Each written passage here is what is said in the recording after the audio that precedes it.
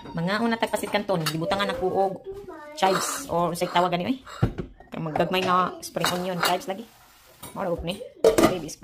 Masolusyonan lang ang cravings, okay na. Dili na pasit kanton. Samot na og expired. Kasamo. Kaya po mamaligyan na sila kay diha sa Chinese kay hindi mo tan-awon, expired naman di ay. Pero okay pa man ang year. Okay pa ni siya.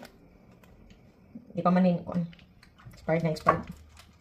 Malibog kung asay mauna ang date or ang month kay diri sa Italy baya kay siyempre mauna gyud ang month ay mauna gyud ang date nya ang month nya number may nakabutang di maglibog ko. Anong lami mo gyud pasit kanto mo kasway. Lami no. Pero makaswipe, lami itong pasit kanto sa Pilipinas kaysa kana bitang import na. Lahi siya na pagkalahi. Ang lami sa lasa aray ko.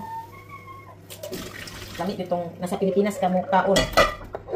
Kailan mo gibutang nila sa pakito nga pack na for imported. So, lagyan natin ng okra. Oh, di ba? Siya. Wow! Wow, samo. Nauna ta. Mga una tagpasit kanton, gibutangan ako og chives or say tawag gani oy. Maggagmay nga spring onion, chives lagi.